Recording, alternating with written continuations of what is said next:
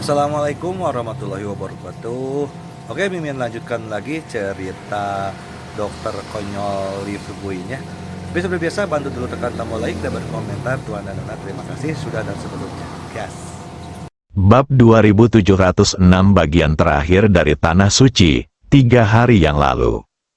Ketika Suetu, Changsun Sanyang dan semua orang di tambang bersiap menyembunyikan ramuan itu, mereka tidak menyangka bahwa awan gelap tiba-tiba muncul di langit.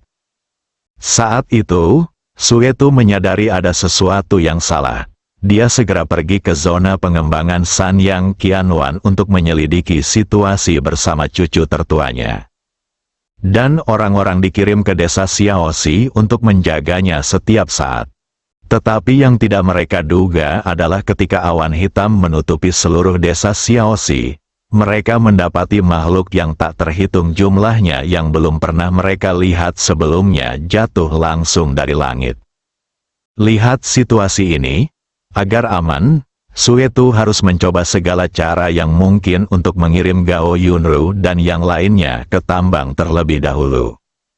Sebab ketika ia melakukan pengamatan, ia menemukan bahwa walaupun ada makhluk-makhluk yang belum pernah dilihatnya sebelumnya muncul di sekitar tambang, makhluk-makhluk tersebut akan lari ke kejauhan begitu mereka mendarat. Bahkan sekarang Suetu masih tidak tahu alasannya. Untung, setelah usahanya dan Changsun Sanyang, Putri Lin Wan dan Lin Ya akhirnya dibawa ke tambang. Tetapi ketika mereka pergi untuk memimpin Gao Yunru dan yang lainnya, mereka menemukan bahwa kata-kata dan perbuatan gadis itu telah sangat berubah. Mendengar perkataan Suetu, Li Fugui langsung memotong perkataannya dan bertanya, "Tunggu dulu, Nak. Ada kejadian besar di sini. Kenapa kamu tidak meneleponku terlebih dahulu untuk melaporkannya?" Suetu berkata tanpa ragu, "Saat itu, Senior Sanyang ingin aku meneleponmu, tetapi aku menolaknya." Li Fugui tiba-tiba berhenti, dan ketika Suetu terbang ke arahnya, dia meraih bahu Suetu dan bertanya, "Kenapa? Kenapa kamu menolak?" Suetu berkata dengan serius, "Bos, aku tahu apa yang sedang kamu lakukan di luar sekarang, dan ketika kamu kembali dari ibu kota terakhir kali, kamu mengatakan bahwa sepertinya suku iblis telah menyerang umat manusia. Kabupaten Qinglong telah diserang oleh suku iblis. Jika aku memanggilmu, ya, kau dapat segera kembali secepatnya, tetapi apa yang dapat kau lakukan setelah kau kembali? Lagi pula, aku juga tahu betapa berbahayanya bagimu di luar sana. Jika aku mengacaukan rencanamu dan membuatmu terluka, aku akan menjadi orang berdosa selamanya." Li Fugui mengaktifkan kemampuan pikirannya, dan setelah memastikan bahwa Suetu berkata jujur, dia menghela napas dan berkata, "Aduh, aku benar-benar menempatkanmu dalam posisi yang sulit." Suetu berkata dengan mata berkaca-kaca, "Bos, asalkan Anda kembali, itu bagus. Ngomong-ngomong, Anda pasti sudah memikirkan solusi untuk menangani masalah ini saat Anda kembali kali ini, kan?" Li Fugui menghela napas dan berkata dengan sungguh-sungguh, "Meskipun aku memikirkan solusinya ketika aku kembali, aku tidak menyangka bahwa setelah aku kembali, aku menemukan bahwa masalah di sini lebih serius dari yang aku kira." Setelah mengatakan ini, Li Fugui terdiam beberapa detik. Lalu dia melepaskan Suetu, lalu berkata kepada Suetu dengan serius, "Tapi tidak apa-apa, sekarang kamu baru saja mengatakannya. Hehe, apakah para penjahat ini masih bisa memberontak terhadap surga? Bisakah Anda ceritakan tentang situasi di tambang terlebih dahulu? Siapa yang ada di tambang sekarang?" Suetu berkata dengan serius, "Changsun Sanyang dan aku ada di sini, dan Sister Liu, Tuan Xie, dan Tuan Wang juga ada di tambang. Bagaimanapun, semua orang yang bertanggung jawab atas tambang sebelumnya baik-baik saja. Oh, Tantai Zixuan, Xiao Chan, Sister Xiuling, Ye Rong, Del. Semuanya ada di tambang sekarang, tetapi Sister Gao, Sister Jinyi, Bailin, dan yang lainnya tidak dibawa ke sini. Hati Li Fugui akhirnya sedikit lega, tapi saat ini, dia juga tahu bahwa dia tidak bisa memfokuskan seluruh perhatiannya pada masalah-masalah romantis ini.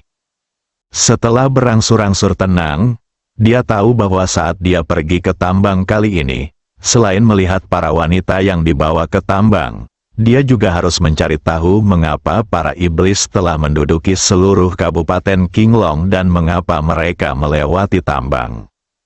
Mungkinkah karena Yuanxi di tambang inilah para monster tidak bisa mendekat? Sambil memikirkan hal ini dalam benakku, segera Li Fugui dan Suetu tiba di tambang. Keduanya baru saja mendarat, Changsun Sanyang tiba-tiba muncul di depan Li Fugui. "Guru, Anda akhirnya kembali." Ketika Li Fugui melihat ekspresi lelah di wajah Changsun Sanyang, dia mengulurkan tangan dan menepuk bahu lelaki tua itu dengan lembut. "Baiklah, terima kasih atas kerja kerasmu akhir-akhir ini." Zhang Sun Sanyang melambaikan tangannya dan berkata, "Itu bukan kesulitan, hanya saja." Sebelum Changsun Sanyang sempat menyelesaikan perkataannya, Li Fugui berkata kepadanya dengan terus terang, "Haha, jangan bicara lagi. Aku sudah tahu situasi di sini. Jangan khawatir, dalam beberapa hari, aku bisa memulihkan kedamaian di sini." Pada saat ini, Changsun Sanyang menyarankan, "Guru, istri guru dan yang lainnya semuanya ada di area akomodasi. Apakah Anda ingin pergi ke sana dan melihatnya sekarang?" Li Fugui melirik ke area akomodasi dan melambaikan tangannya, sambil berkata, "Aku tidak perlu khawatir sekarang. Selama mereka aman, tidak apa-apa. Selain itu, aku merasa lebih tenang dengan kalian di sini." Setelah meninggalkan kata-kata ini, Li Fugui mengangkat kepalanya dan melihat ke sepanjang terowongan tambang di belakang, dan bertanya, "Apakah semua Yuanxi masih ada di dalam?" Changsun Sanyang mengangguk dan berkata, "Ya, Yuanxi masih ada di tambang." "Ngomong-ngomong, Tuan, ada sesuatu yang telah diselidiki Suetu dan aku selama 2 atau 3 hari, tetapi kami masih belum menemukan petunjuk apapun." Li Fugui telah melihat pikiran Changsun Sanyang melalui kekuatan pikirannya. Dia tersenyum dan berkata, "Aku tahu apa yang kamu bicarakan. Biarkan aku menyelidiki masalah ini. Kamu harus melindungi tambang untuk sementara waktu." Sambil berbicara, Li Fugui mengalirkan energi dalam tubuhnya dan terbang ke arah tambang. Tanpa diduga, baru saja terbang kurang dari 500 meter, ia melihat seekor naga hitam tiba-tiba terbang dari hutan di depannya. Setelah tiba-tiba melihat pemandangan ini, Li Fugui tidak dapat menahan gemetar dalam hatinya. Tapi segera, Li Fugui melihat naga itu muncul kurang dari 70 atau 80 meter darinya, dan bentuk tubuhnya berubah drastis. Tanduk di kepalanya pertama-tama mengecil, lalu tubuhnya mengembang ratusan kali lipat. Baru setelah berubah menjadi seekor naga kecil, si kecil itu menjulurkan lidahnya, dengan gembira terbang ke Li Fugui, dan cepat-cepat melilitkan dirinya di leher Li Fugui. Sampai sekarang, Li Fugui terkejut melihat benda hitam besar itu melilit lehernya, dan tak dapat menahan diri untuk bertanya, "Sialan, bocah kecil, kau sudah jadi sekuat ini sekarang." Saya ingat terakhir kali saya melihatnya, Dahei hanya memiliki sisik dan tanduk hitam di tubuhnya, dan tanduk itu tidak sebesar sekarang. Tanpa diduga, sekarang Dahei tidak hanya menumbuhkan tanduk besar, tetapi juga cakar. Yang paling penting adalah setelah terbang, tubuh dikelilingi oleh aura hitam. Menanggapi pertanyaan Li Fugui, Dahei menjulurkan lidahnya dan menjilati wajah Li Fugui dengan gembira. Tanpa diduga, saat dia selesai berbicara, tanah bergetar tidak jauh dari sana. Kemudian, Li Fugui dengan jelas melihat seekor anjing kuning besar yang tampak seperti unicorn yang pernah dilihatnya di gerbang istana matahari tiba-tiba melompat keluar dari hutan. Lihat situasi ini, mata Li Fugui hampir jatuh ke tanah. Dia segera mengumpulkan tenaga, mendarat dengan cepat, berdiri di tanah, mengangkat kepalanya dan menatap lurus ke arah Da Huang yang tengah berlari ke arahnya. Di dalam tambang, Changsun Sanyang, Suetu dan lainnya sudah terbiasa dengan ini. Lagi pula, mereka sudah lama berada di sini dan telah melihat Da Huang dan Dahei berkali-kali. Sampai Da Huang mendatangi Li Fugui, menjulurkan lidahnya yang besar dan hendak menjilatinya. Li Fugui menatap air liur yang mengalir dari mulut Da Huang. Lalu dia cepat-cepat melambaikan tangannya dan berkata, Da Huang, berhenti, jangan lakukan itu, kamu menjilati semua daging di wajahku dengan lidahmu. Da Huang mengibaskan ekornya. Dalam sekejap mata, ia kembali ke penampilan lamanya. Kemudian dia mulai mengelilingi Li Fugui. Baru saat itulah Li Fugui membungkuk dan mengambil Da Huang dari tanah. Kemudian dia tersenyum dan berkata kepadanya, Da Huang, aku tidak menyangka kalian berdua akan berlatih begitu cepat. Terakhir kali aku melihatmu, kamu tampaknya tidak begitu kuat. Baru saat itulah Da Huang dengan senang hati menjulurkan lidahnya dan menjilati tangan Li Fugui. Wajah Li Fugui penuh dengan senyum puas. Dia menyentuh kepala Da Huang. Tepat saat dia hendak mengucapkan beberapa patah kata manis kepada Da Huang dan Dahei, lalu membawa kedua bocah kecil itu ke arah tambang, dia tidak menyangka bahwa Changsun Sanyang, yang tidak jauh darinya, tiba-tiba berteriak, Tuan, lihat ke depan. Li Fugui menatap lurus ke depan, lalu datanglah roh jahat berwarna hitam ke arah mereka. Lihat situasi ini, Li Fugui memimpin dan berteriak kepada Changsun Sanyang dan Suetu, segera kembali ke kamar, serahkan masalah ini padaku. Siapa sangka begitu dia selesai bicara, benda hitam besar yang melilit leher Li Fugui tiba-tiba pergi, dan dalam sekejap mata berubah menjadi naga besar lagi.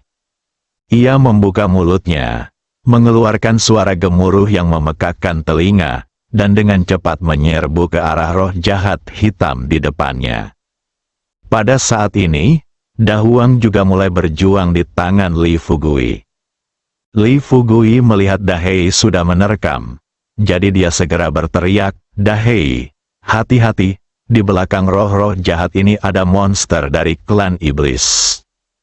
Tanpa diduga, Dahei berbalik saat ini, menjulurkan lidahnya, dan seolah memberitahu Li Fugui melalui matanya, kamu tidak perlu khawatir. Pada saat ini, Da Huang juga dijatuhkan ke tanah oleh Li Fugui. Ketika Li Fugui menundukkan kepalanya untuk melihat, dia melihat Da Huang bergegas menuju roh jahat hitam di depannya, dan tubuhnya berubah lagi menjadi wujud kilin yang baru saja muncul. Li Fugui menarik napas dalam-dalam dan tak dapat menahan desahan dalam hatinya. Wah, sudah lama sekali kita tak berjumpa. Apakah dia begitu galak? Berpikir seperti ini, Li Fugui tidak ragu sama sekali. Lagi pula, dia pernah bertarung melawan klan iblis sebelumnya dan tahu betapa kuatnya monster dan penjahat ini. Apalagi dilihat dari gerombolan energi iblis yang terbang ke arahnya, kemungkinan besar ada beberapa iblis di bawah komando peri iblis yang mengikuti di belakangnya. Untuk berjaga-jaga, dia segera bergegas menuju Dahei dan Da Huang. Hasil, yang tidak diduga Li Fugui adalah dia baru saja tiba 1000 meter di depan.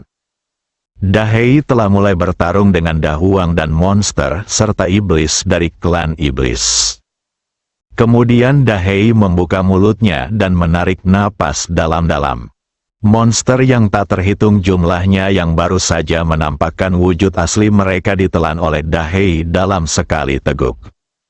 Da Huang juga tidak tinggal diam. Ia membuka mulutnya yang berdarah dan melahap monster atau penjahat apapun yang muncul di dekatnya dalam satu gigitan. Ini memakan waktu kurang dari 3 hingga 5 menit. Para monster dan penjahat yang baru saja menyerbu segera melarikan diri. Sejauh ini, Li Fugui sudah tahu mengapa tidak ada monster yang menyerang tambang. Kalau tidak salah, kemungkinan besar karena kehadiran Dahei dan Da Huang, keselamatan tambang jadi terjamin. Tunggu sampai semua monster yang datang ke sini diusir. Dahei dan Da Huang kembali ke wujud asli mereka dan terbang ke Li Fugui dari udara. Kedua makhluk kecil itu mulai mengitari Li Fugui lagi seolah-olah ingin mendapatkan pujian. Li Fugui dengan gembira mengulurkan tangannya dan menggendong kedua bocah kecil itu di lengannya. Ia mengusap kepala mereka dengan pipinya, lalu berkata sambil tersenyum, "Denganmu di sini, aku bisa pergi ke kota kabupaten dengan tenang." Da Huang mengangguk cepat sambil bersenandung, seolah berkata kepada Li Fugui, "Silakan saja, serahkan ini pada kami." Dahei pun menoleh dan menatap ke medan perang, lalu menjulurkan lidahnya dan seakan berkata kepada Li Fugui, "Lihat, monster-monster itu bukanlah tandingan kita."